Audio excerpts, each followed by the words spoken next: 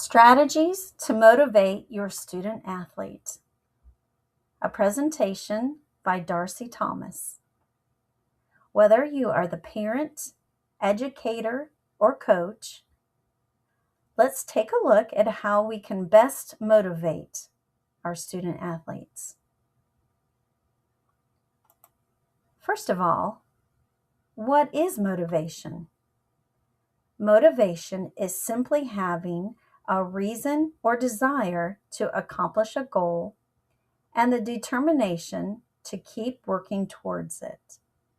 For a student, it could mean wanting to earn high marks in their studies to earn that academic scholarship for college. For an athlete, it could mean being at practice every day in order to improve their skills and help their team win the next competition. Now, let's look at two motivational theories that can offer us practical insights into best practices for motivating our student athletes. First, there is the expectancy value theory. This is where students will ask, "Can I do this?" which is the expectancy for success. And they might ask, "Why should I do this?" which is the task value. Now we can look at some strategies that will help students develop the confidence they need to know that they are capable of success. The strategies to increase expectancy for success are, number one, set achievable goals or challenges. For the student athlete, this could be decreasing their course times in cross country, expanding their playing positions in football, or increasing their batting average in baseball. Number two, provide constructive feedback. We can build their confidence by giving feedback that focuses on their effort and progress or improvement of a skill, not on their actual ability. Number three, we can teach effective learning strategies. Students today need to be shown how to organize information and how to study. We should demonstrate that ability develops through practice. Now, let's look at the strategies to increase task value. Number one, we can connect learning to real life. We can relate to the student's interests and future goals. Students will stay motivated if they believe they can be successful and can see the value or understand why the task is worth completing. If there are potential scholarships, whether academic or athletic, this is another reason or motivation to do well. Number two, explain the purpose of the task and why it matters. We can talk about how the skills they are learning will apply outside of the classroom and then connect to their future higher education goals or career. Students might avoid a task if they perceive it requires too much time or effort, or if the personal cost is too high. To further understand the expectancy value theory, we can identify 4 components of value. Number one is attainment value. This is the importance of doing or performing well in relation to one's goals or self-concept. Number two, cost. This is the effort, lost opportunities, or sacrifice needed to complete the task. Number three, intrinsic value. This is the personal enjoyment derived from the task. And lastly, utility value. This is where the task's served purpose or usefulness for future goals.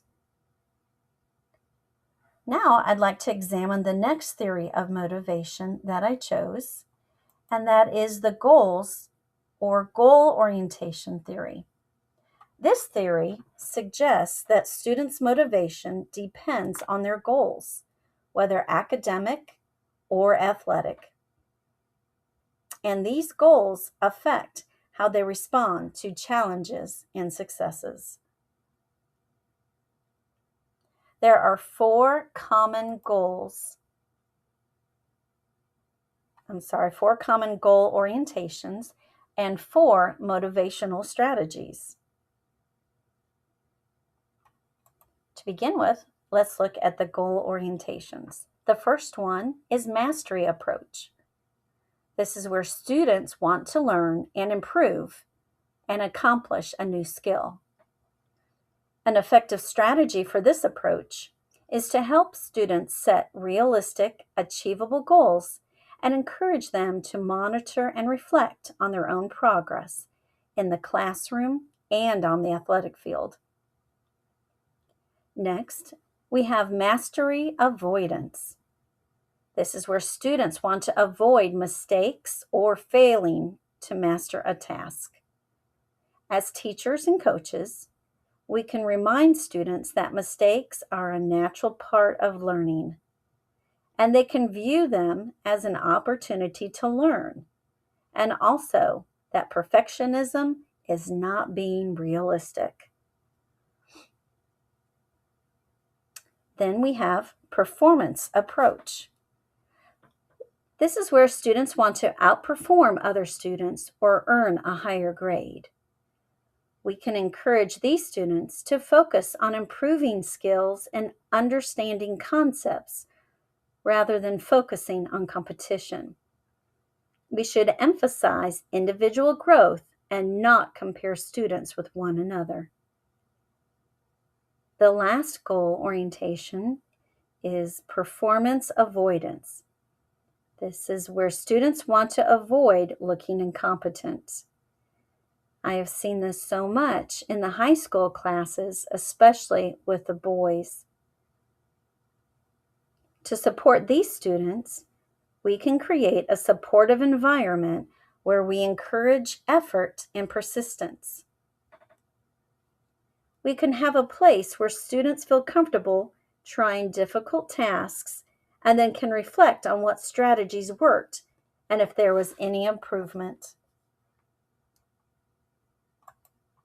In summary, I have really enjoyed these modules on motivation. As we studied the expectancy value theory, I knew that I could implement its ideas with my youngest daughter, who is planning to run cross country in college in a year. We examined the factors affecting her motivation according to the expectancy value theory and created a plan to increase her efforts. We studied her task value, and as we learned in this theory, to experience motivation, there must be a reasonable expectation of success and a positive evaluation to the task. As we studied the goals and goal motivation theory, I was able to apply those strategies in the life of my oldest daughter. Using the list of goal orientations, we determined her mastery avoidance mindset confirmed her avoidance of mistakes and of failing to master tasks. This was affecting her college career, so we implemented the strategies and saw great improvement in her confidence, her focus, and her intrinsic motivation. Now, I am a kindergarten teacher, but I have no doubt that I will use these strategies from both the expectancy value theory and the goal orientation theory in my classroom. no matter the age. If I stay in kindergarten or if I am in third or fifth grade, I can use them no matter what grade I teach. So I would like to encourage you to think outside the box and use these motivational strategies in your classroom or with any athlete that you may have in your life, whether at home or whether on a team if you coach. And it would just be a good thing to use in the classroom and beyond.